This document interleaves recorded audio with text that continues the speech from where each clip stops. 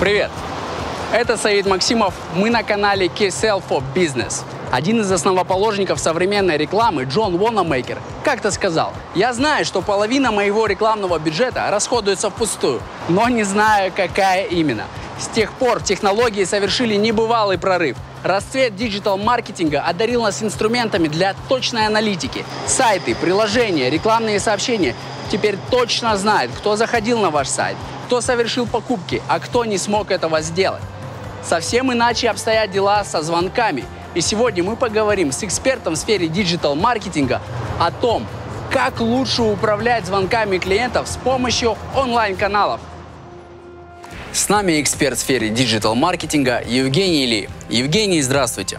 Я руководитель интернет-агентства Smartom. На протяжении многих лет наша компания, я и мои коллеги, помогаем бизнесу в Казахстане и за его пределами расти и развиваться при помощи инструментов интернет-маркетинга. Сегодня я хотел бы рассказать вам про отслеживание звонков, про то, почему это так нужно и так важно для любого бизнеса. Давайте рассмотрим простой пример. Предположим, у вас есть товары и услуги, которые вы продаете при помощи вашего интернет-сайта. Мы отслеживаем ее эффективность при помощи инструментов аналитики. Так вот, аналитика, стандартные инструменты аналитики, они позволяют отследить только те моменты, которые происходят непосредственно на самом сайте. При этом, как показывает практика, опять же, более 80% интернет-пользователей, прежде чем сделать некое решающее действие для себя, заказать товар или оставить заявку на сайте, они предпочитают предварительно позвонить для того, чтобы получить какую-то дополнительную информацию или консультацию, даже при условии, что эта информация уже может быть представлена на сайте. Большая часть результатов от интернет-активности, она зачастую не видна средствами стандартной аналитики. В этом случае нам приходят на помощь специальные сервисы по отслеживанию звонков. Эти сервисы позволяют отследить источник звонка, они позволяют отследить канал, по которому пришел этот звонок, и они позволяют оценить результат от этого звонка. То есть, грубо говоря, они достигают это за счет того, что показывают каждому пользователю сайта отдельный номер. Другими словами, если вы найдете наш сайт в интернете, неважно где, зайдете на него, увидите там телефонный номер и позвоните мне, то я сразу же буду знать, откуда вы к нам пришли. Я сразу же смогу посчитать, во сколько обошелся нам ваш звонок, а в будущем я могу ответить, какие ресурсы мы затратили для того, чтобы сделать из вас клиента.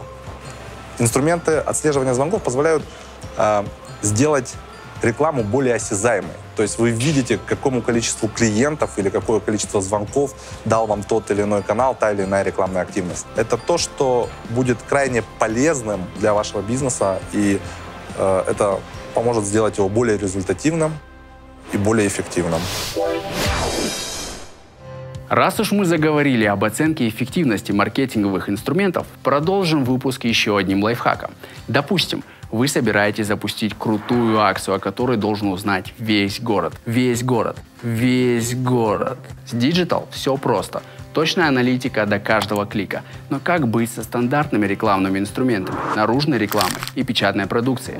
Воспользуйтесь услугой «Мобильный офис». Разместите разные номера на каждом из носителей. Один для наружной рекламы, второй для печатной продукции, третий для лифлетов. Таким образом, вы сможете получить статистику о количестве звонков из разных источников и косвенно замерить эффективность вашего предложения. Другой пример. Ваше руководство настаивает, что для рекламы нужен более строгий и консервативный формат. Но исследования показывают, что для ЦА релевантны более яркие, молодежные, смелые образы. Разместите оба варианта, но с разными номерами. У кого больше звонков, тот и прав. В арсенале KSL есть большое количество инструментов для бизнеса, о которых мы расскажем в следующих выпусках. Подписывайтесь, чтобы не пропустить.